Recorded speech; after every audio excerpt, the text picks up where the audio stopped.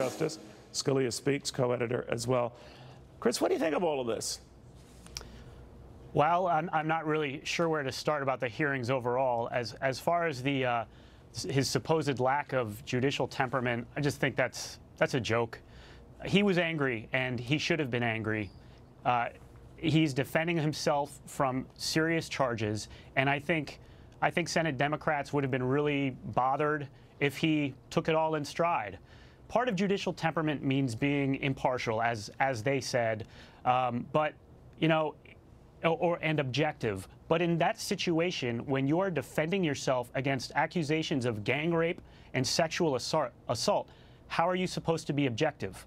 Are you supposed to say something like, well, my accuser brings up some good points? No, of course not. You attack, and you defend yourself. Senators can be frustrating too, and I think it's impressive for anybody to go through hearings and show much patience.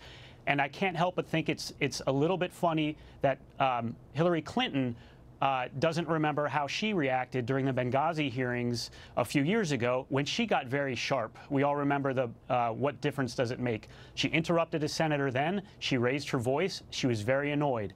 And I know that she wasn't up for a Supreme Court nomination, but there is that difference. But, you know, we're supposed to think that judicial temperament means not getting angry. Well, you know what they were saying on this, Chris, and I always wonder, you know, what your wonderful dad would have said about this. Certainly of accusations, a fraction of those were leveled at him, but that he, you know, in this case, Brett Kavanaugh was maybe right to respond the way he did, but now Democrats on that committee are saying, you know, any issues that matter to us, we kind of know where he's coming from, and he's going to be biased and not fair and impartial, as should justices be on the Supreme Court. What do you think? Well, 2 points about that. First point is the best way to understand his judicial temperament is by looking at his cases.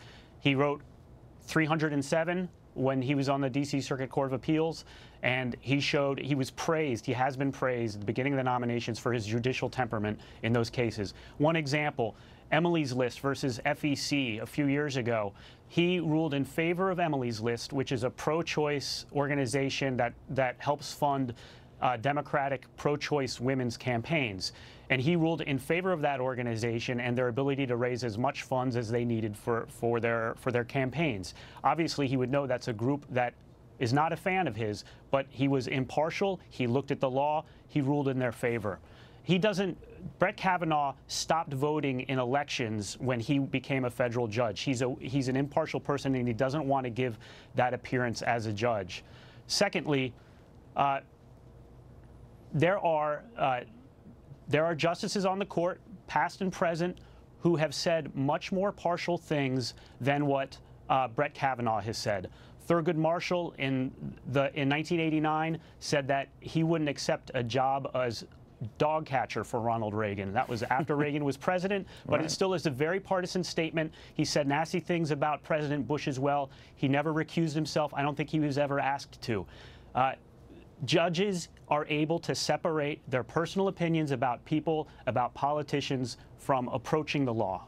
Real quickly, I know we have to go here, but Chris, one of the things that came up is that this whole FBI inquiry is centered on whether the judge misrepresented how much he drank in high school. I could be wrong, but that seems to be a steady pattern of stuff we're getting out of this. What do you think of that? I think it shows a level of desperation at this point. I mean, you were talking earlier about whether he threw ice at somebody at a bar, and I know that Democrats are really eager to abolish ICE, but this is getting ridiculous.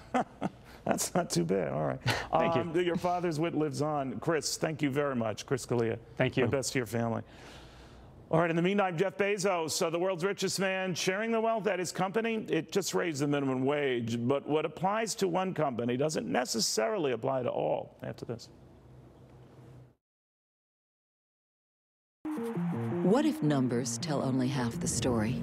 At T. Rowe Price, our experts go beyond the numbers to examine investment opportunities firsthand, like e-commerce spurring cardboard demand, the pursuit of allergy-free peanuts, and mobile payment reaching new markets.